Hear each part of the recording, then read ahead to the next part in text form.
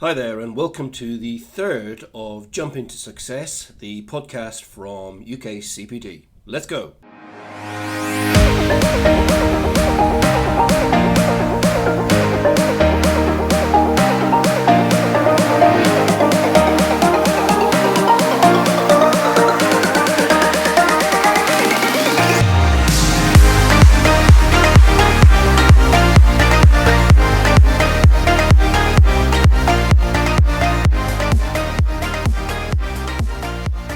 So welcome to the third episode here, and again this is one of our trailer episodes, and we're using a recording actually from one of the recent Be Inspired Group events where we interviewed Lynne Copp, who's a very, very successful executive coach and indeed published author and general all-round superstar when it comes to organizational change and development.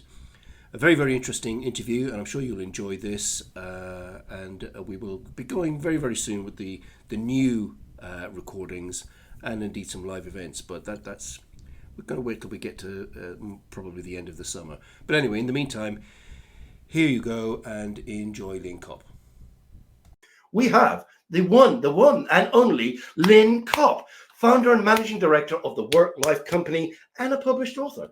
Can you believe it? Yes, she said yes to our request, which is pretty fantastic. So what we're going to do now, rather than me waffling on like I do, I'm going to introduce and hello, Lynne. Lovely to have you here. Lovely to be here. Fantastic. That's a very old photograph. My God, Tony. Where I did you picked it drop off your website. No, did you? God. Actually, I was thinking when I looked at the photograph and I looked up at you, you look younger now than you do in the photo. Oh my God, I shall pay you later, young man. Thank you. Whatever you're doing, do more of it because it's pretty good. Now, I've got a couple of things here that I just pulled off the website. I'm going to share with everybody. Organizational development expert, executive coach, author, public speaker, co-creator of the Living Organization Framework. I might have to ask you what that is. Chartered Fellow of CIPD, a Fellow of the Institute of Leadership, an active member of the Association of NLP, certified women-owned business member of We Connect International. Never heard of that before, but I'm not a woman, so I guess it's a woman-only thing. A master's in organizational development and design, currently completing her master's in coaching, and obviously we've already said a best-selling book, award-winning book, Dancing Around the Handbags, which is a coaching resource to support women to achieve their potential whilst balancing work. Good evening to you. Oh, wonderful. Hello, Tony. It's a pleasure. Nice fireside chat on a Thursday evening. Just a fireside chat. Yes, we like that idea. It's very good. So why don't you introduce yourself a little bit more? Tell us a little bit about what you've been doing, your sort of journey to where you are now. Just kind of fill in the gaps for a few people, and we'll get to Q&A in due course. Okay, and feel free to ask questions, and that goes for everybody on the call as well. I'm happy to do that. So I set up the Work Life Company 25 years ago. After leaving corporate life, I worked in the tech sector, which is where I began my career in electronics engineering. Hewlett-Packard, yeah. I worked for HP for 100 years. Started out life in the defense sector in electronics engineering. But, one of the things about the development of me, and I love all your personal development stuff, and I concur with every single part of that. I've been in the learning and development space for 35 years now. And, I started when I was 12. No, I'm only kidding. But one of the things that I always say to people is it's got to be about learning a living. Not earning a living, learning a living. Learning a living. You like that? Yeah, I really like that. And it's about growth, and we'll talk about it more. I could keep you all night, so I'll be quiet. So after I left HP, I set up the Work Life Company. Work Life Company is a people and organizational development company, consultancy, whatever you want to call it. But basically, I've got a strap line on the business, Tony, and it says, allowing the credible and incredible self and organization to flourish. And that's what it's about. It's about that whole, I work with leadership, I work with senior executives, boards, and that's my work. And it's about how do I make them the very best version of themselves with and how do I support them to do that with their organizations. Right. So that's what I get to do all day. But, most of my work nowadays, I am trying to kind of, get myself a niche, Tony, but it's really difficult when I can't help. It feels like a sweetie shop for me. I just love to be involved in lots of different things. But people and organizations, that's my people and organizations. So just so people have got a flavor of the kind of organizations, I know that for sure you did quite a bit of work for the NHS, working with senior leaders to help support them so they can support the NHS more. Another sprinkling of names that you worked for? Google, Hewlett-Packard, Ernst & Young, the Armed Forces. Leadership. Wherever there are people who are leading our organizations, that's where I am. Fantastic. Now, I think, given what you've said 25 years ago, it's just over 25 years ago, the college started. And I think you were in maybe our second, I think so. First practitioner program. Yeah. What was it about? When Tony had hair. I still kind of do, so I keep it very short. Whereas Doug's lost all his. Oh. I know, shocking. What was it about the NLP that you thought, coming from corporate HP, you've been in L&D, all of that kind of stuff. What was it about the NLP that you thought, I fancy a bit of that? Yeah.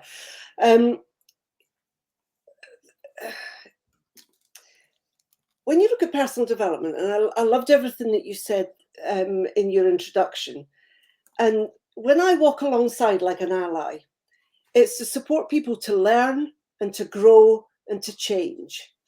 And if you think about some of the NLP practices, I studied accelerated learning when it was a thing in the 70s. And I remember that as well. That's how old. Remember that as well. Yeah. And I absolutely love what is it that is the catalyst that makes a human being believe in themselves enough to say, you know what, I can do this. I have got a dream. I can really move. And that whole growth potential is what inspires me. It really does inspire me. And so I had that for me because I believed I could. And I believe in it for others as well. So I think for NLP, it was those principles of learning, growing, but the changing piece. And how you could accelerate that change in individuals with some of the work that the founders had done in NLP. Great. And then, of course, when we started that way back when, coaching was kind of there, but it wasn't what it's become. It was like a sort of a, I don't know, coaching consultant. It was very blurry as to what it actually was. And of course, John published his book and the AC took off and the ICF took off, and it became the methodology to help, especially people at senior level, develop and grow and have a bouncing mirror and all of those kind of things. What do you think attracted you to that? Because clearly that's what you've grabbed by the throat and run with. Well, one of the NLP presuppositions, let me see if I can remember this after these years, is that we have, the learner has all the resources within them. I love that. I love the fact that actually I'm not here to advise. I'm not here to tell. I'm not here to, give them some cookie cutter. I said to a client yesterday, I don't do coaching by compliance. So if I have a client that says to me, you know what, Lynne, we want you to come in and improve their performance, or we want you to come in and improve their public speaking skills, I'm not for that. I'm not a compliance coach. For me, it's about the individual. I believe that person's got all the resources within them to be the very best version of themselves. Should they want to become that, then a coach is like an ally alongside. Now, the reason I did the work with you early doors.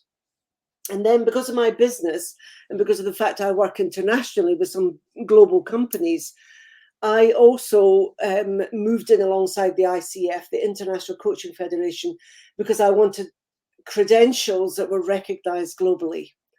And so from an executive coaching perspective, yes, I have that with ILM, and it is fantastic, absolutely brilliant education and knowledge. But having that ICF credential as well was really important for my business. So coaching is, one of the things I'm passionate about coaching is that it is time for it to be regulated. There are far too many people out there, this is my orange box, but there are far too many people out there that say, I'm a coach, or they leave corporate life and suddenly set themselves up as coaches. And honestly, I wouldn't let them run my bath, never mind run my life. Do you know what I mean? And it is, I think it's time for it to be regulated. And I think it's time for us to kind of really lobby for that as well. Well, I mean, I think, as you know, I do sit on committees and committees and committees, and that is one of the, let's say, most brought up topics on agendas. Of course, the challenge is in fact the word coaching, because you get a sports coach, you get a, all sorts of, and it's about how that can be languaged, and then, grandfather people in who've got recognized qualifications from one of the professional bodies or an academic qualification, ILM, university or whatever. But it's going to be a battle, because there are plenty of people who don't want it for the very reasons that are obvious. I agree. And where it's going to go. Yeah. Sure. There has to be choice. But you know what, Tony, if I was going in for a knee operation, I would kind of want to know that the person that was dabbling in my body had the qualifications. Exactly. And equally, if somebody's dabbling in my mind, I want to know that they've got those credentials as well. So we get it here all the time. In fact, I had one today. A lady rang up. She goes, "Oh, I really want to do NLP Master Practitioner." I said, "Oh, great, fantastic, great to hear from you." I babbled on a little bit about our program and how we deliver it. And I said, "So, who did you do your prac training with?" And she said who it was. I won't name them. And of course, my heart sinks because I know what that means. So I said, "Oh, just so I'm clear, can you explain what that was?" And it was, no.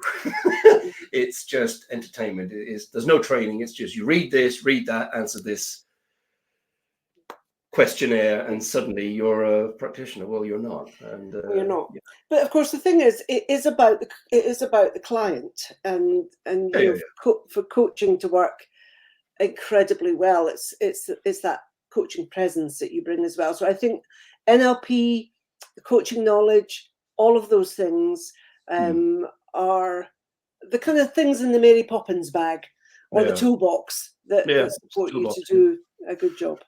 Yeah, for sure. And you can only get that if you do some training. And I always say, you want to be a many models coach or many models practitioner of whatever it is you're practicing, because if you've just got one thing, like I've read John's book and I know the Grow model, but you need more than that. You need to be able to do other things. Now, I remember when you wrote your book, and I remember you bringing it into the training center, and it's very, very exciting. Tell us about how that began and how you suddenly thought, because I seem to remember you telling me a story, and it was all a little bit mystical and, oh, wow. Yeah. Tell the story. So for those folks on the call, Dancing Around the Handbags was released in 2011 and subsequently won the Brit Writers Award for Best Non-Fiction, which I was super proud of and not expecting at all. But it came about because I had a dream, and in this dream, this person said to me, and I will add to this because this is really important if you're on the line and you're thinking about personal development and learning and living and your own dreams and goals. But it was at a time where my work and life was completely in turmoil and imbalance. And I remember going up to bed one night and I was absolutely exhausted. Single mother, big corporate job, 2 little babies. And I was absolutely exhausted. And it was that kind of exhaustion where it's even in your bones, you're so tired. And went up to bed, fell asleep, and I had a dream. And in my dream, this person said to me, "You're going to write a book. And it's called Dancing Around the Handbags." And I remember waking up in the morning and thought, what a great title for a book. Now, I didn't have a goal at that point, Tony, to write a book. But I thought, what a great title for a book. And I wrote it down on a little bit of paper. And I didn't know what the book was about. And, I'm built for comfort, not for speed. So I'm not a dancer. This was nothing to do with dancing. I kind of knew that. So I kept a little bit of paper and went into HP, and I worked at HP in Bristol. And HP in Bristol is a beautiful campus site, or it was back then. And on the way in the door, I met our chief engineer. She was coming out the door, coming the other way. And I said, "Morning, how are you?" And she said, "Oh, I'm great." And, we had a chat. And I said, "You know what? I had this weird dream last night. I was told I was going to write a book." And she looked at me and she said, "It wasn't called Dancing Round the Handbags, was it?"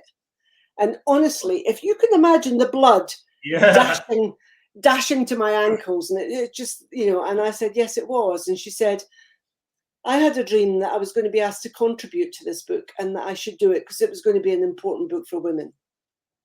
Now, I didn't know what that book was going to be. I had to kind of, move forward and live my life and have my experiences and do what I was doing, but I never let it go. And one of the things about goals is if you have a goal, because I did have that goal then, is you must never let it go, because the universe will test you. It'll push you and it'll trip you up and it'll knock you back. And I've had more knockbacks, honestly, about that book and, but I didn't give it up. And it's another story, Tony. I'm not going to take it up on this, but how that came about was another amazing story. And it got published. And it's metaphor. And Tony, you know how much I love metaphor. Oh yes. And that's what it is. So as women, we dance to the tunes of others, and we dance to so many tunes, especially in our second phase of life. Between kind of 30 and 55. Where we're dancing to the tunes of some of us, motherhood, wife, daughter, you name it. There's loads of tunes that we dance to, that we forget our own music. And this book, we stop the dancing for a bit, take you off the dance floor of life, have a look through that handbag, which is you, metaphor for self, and then we declutter it, and then we put you back on the dance floor of life, dancing to your own music. Brilliant. So that's what it's about. Good. Okay, so we've got our first question for you. Shelley wants to ask, I've been talking to Tony about doing the ILM Level 7 qualification, but I'm really interested in working with executives, but more with a personal excellence intention rather than working with the organization. Do you think it's worth me doing, i.e. working with leaders? Absolutely. I think what you've said there, and you're very, very clear on, is what your niche is going to be. And that's really, really important. If I look at my executive coaching clients, I do focus on organizations, because oftentimes I'm brought in to fix a bit of the organization, and then it will move into coaching. But you're very clear about what you want to do. I would say to you, go after the level 7. It is worth doing. If nothing else, it will increase your self-awareness. It will increase your tenacity and your bounce back ability, because good God, it's an undertaking. And I've got hundreds and hundreds and hundreds of hours of coaching practice. So I was able to use real clients in real contexts for mine. But it really is worth doing. But then when you do the assignments, be clear with your niche, go there and really build it, because it will hold you in good stead.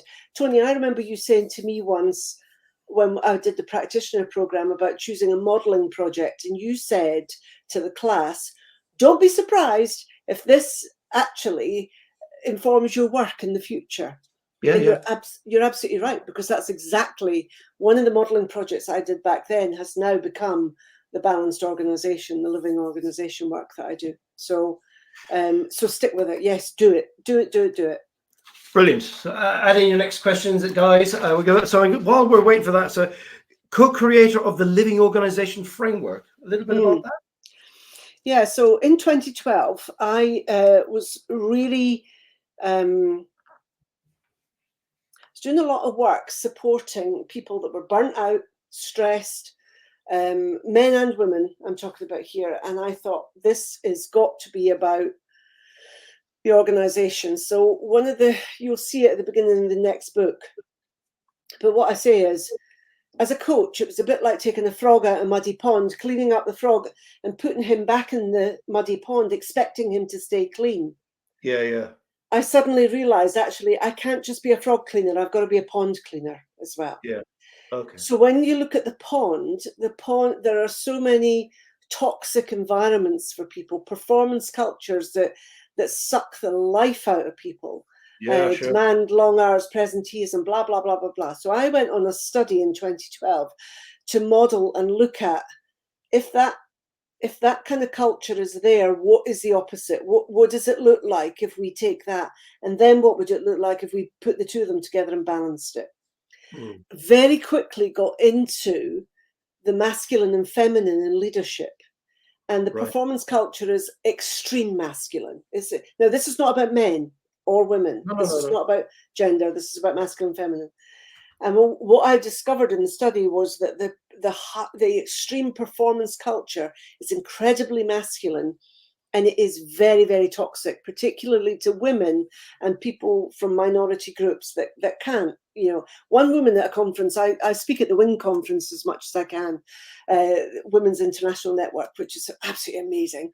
And I remember a lady there saying, there is no such thing as a glass ceiling, but there is asbestos in the walls.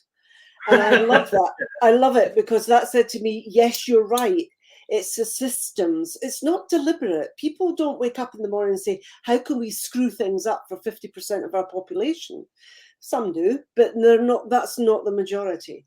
So I went on this study to define the extremes of each and then the balance. So the living organization is the outcome of that. And that's going to be published this year. That's what I'm editing at the moment.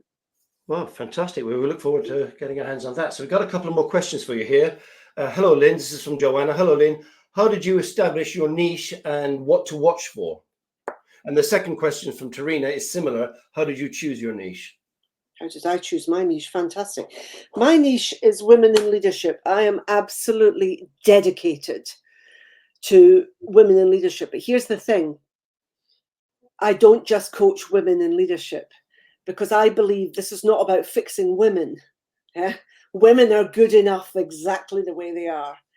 What we need to do is create that balance in organizations. And if I can create bloody good, sorry, I swear, if I can create bloody good leadership, then in an environment where this is, inspiring. I run this program, Tony. It's called My Brand, My Career, My Way. Okay. Now, it's a great little title. A police officer gave me that title. She thought it was great.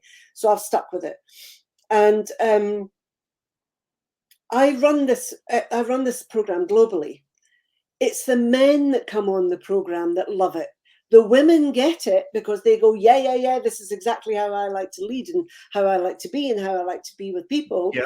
But the men say, this is exactly what we need. This is what I want. And that's where I'm making quite a lot of impact.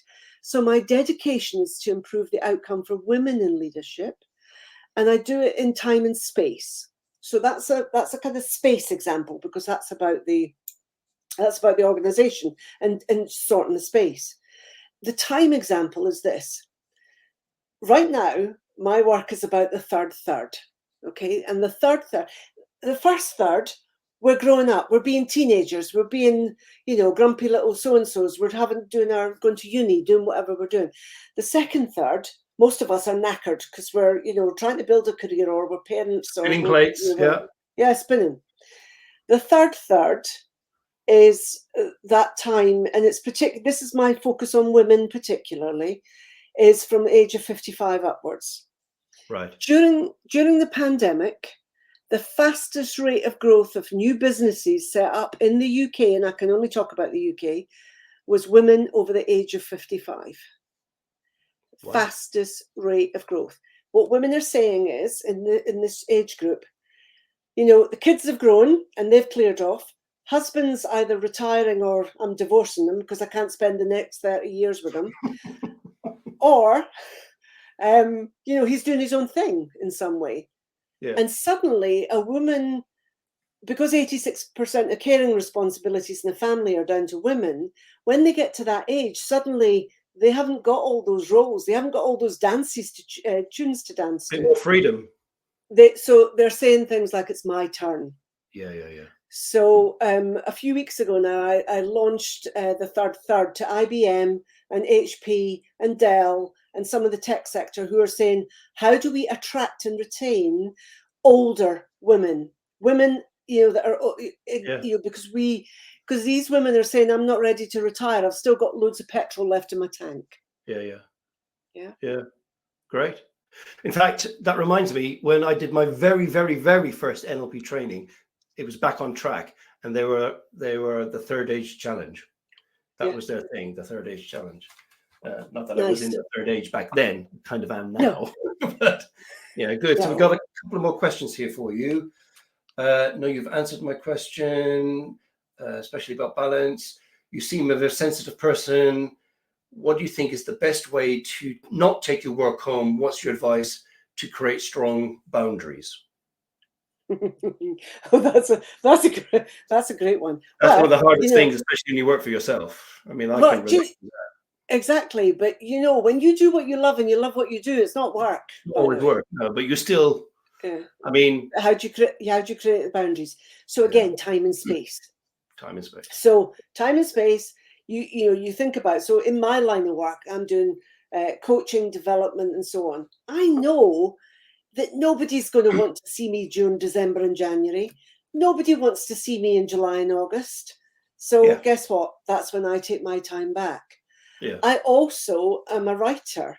So when do I like to write? 5 o'clock in the morning, Tony. I'm absolutely there with you. You and I could have a cup of coffee at that time of the day because I'm a lark and I love to write early doors. So what I do is I set my boundaries around the work I do, number one.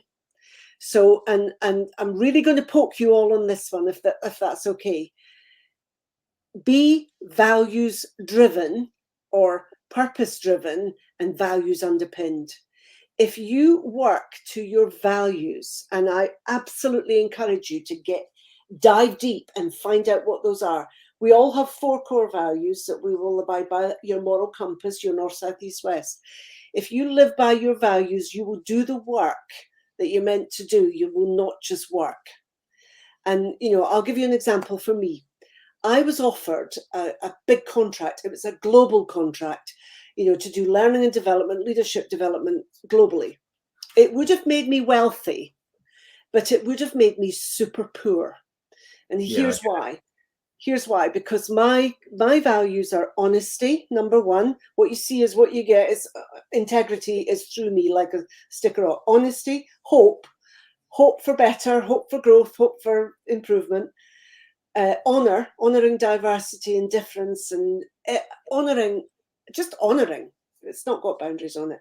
And harmony, balance, happiness, all of those things. Yeah.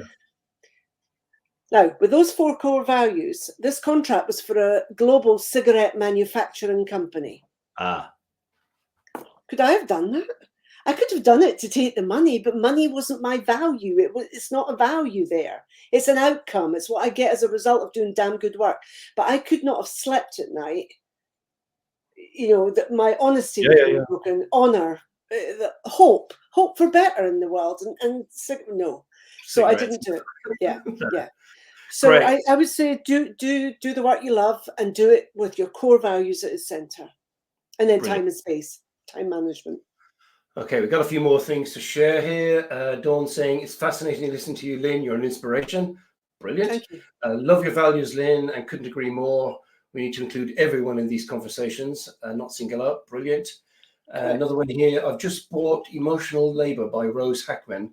Can't wait to read it. She was talking about the need for intuition in populations operating under a dominant force. So not women's intuition, but as women, we still operate in patriarchy. Do you agree with? Does disagree with your findings? I'm guessing yes is the answer. I'm speed reading that, but yeah, brilliant. Okay, good. Thank you for all these questions and comments. They're great. We really like all of those things. Right, time for me to ask the winding up questions. So we ask every guest the same ones. So the first one is your favorite personal development book.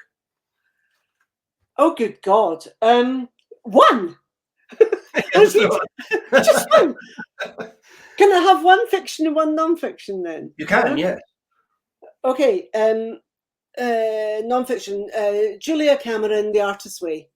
Absolute wonderful. I love The Artist's Way. I love everything about it. I think it keeps me, and in fact, it's one that I keep revisiting. I recognize Napoleon Hill and all of that. Yeah, I recognize all of those. But I love Julia Cameron's work in there. And Nancy Klein's work, Time to Think. I love her work as well. In fact, she's beginning to be taken way more seriously than she was when she sort of started doing her work. And I've noticed she's quoted more and more and more in reference in literature. So good. That's really good. Now, if there are any of your students on the line here, and especially the lady that's going to do level 7, okay, you need to buy. You absolutely love this. So I love the work of a lady called Ellen Van Oosten, and she's a Harvard Business School professor, and she's with her colleagues, Richard Boyatzis and so on, wrote a book last year, and it's called Helping People Change. And it's brilliant. It's one of the best, most modern coaching books, and it's just fantastic. My fiction one is Charles Dickens' Christmas Carol. Right. Wow. Yeah, to me, that's personal development. You know, when you said in the book, I'll paraphrase, are these the shadows of what will be, or the things that, or what could be? Could be. It's that the could I be. remember. I know, but isn't it almost that, makes me go goose pimply when you say I know. Inspiration for growth. Yeah. Is it, am I cut out to be a miner because my dad was a miner or a bus driver, or could I be something better? Could I be different? That's what Charles Dickens gave to me then.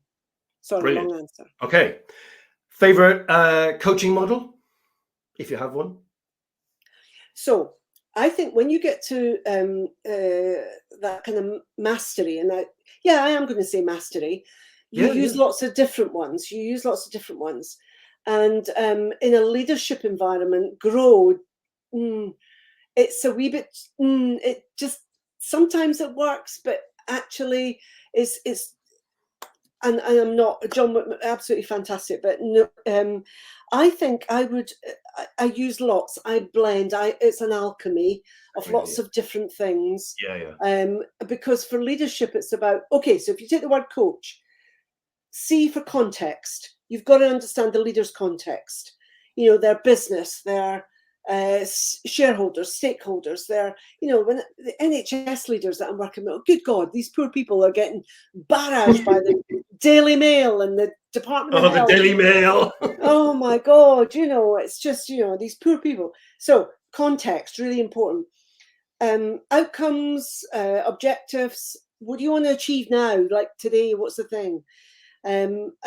Assumptions, Nancy Klein stuff, alternatives. What are some of the alternatives that you could do? For leadership, it's complex, so it's never ever one thing. So I go with that. Another C, choices. What are your choices? What's in your gift? What's in your control? And then H is for help. What help do you need from others? How can you involve your team? What other help do you need? Where are you getting your mentors? So I would use that more than any. So beautiful. Coach. Yeah. I made it up myself though, so I don't know if it's a real one. Copyright UKCPD 2000. Yeah, have it. What else? Oh yes, favorite NLP model, and then we've got to start rushing to the end. Oh, DILTS 7. Yeah, the logical levels. It's absolutely brilliant. I love that. And I love. In fact, even just the presuppositions on their own are enough. Beautiful. Right, so Jane's saying, have to go. Thank you. Inspirational. Thank you. Shelley saying, brilliant. And Joanna saying, another one for me. How do you challenge yourself and keep your knowledge and skills? Okay, so we're going to wrap up now. So I want to say, Lynne, thank you very, very much. I'll reach out to you for the addresses and things to get the book sent out. And I'll obviously do the cards as well. It's been really, really, really lovely having you on tonight. And we'll have you back again, I think, maybe to do a little bit of a workshop on your coach model, because that sounds like that could be something really, really interesting that people would get a lot out of. And we like that style. So thank you very much for that. So to everybody listening, there won't be a video on Monday as it's bank holiday. We'll be back to normal in the week. And have a great Easter, everybody. And I will see you all very, very, very, very soon. Take care of yourselves and don't eat too much chocolate. Okay. Bye bye for now.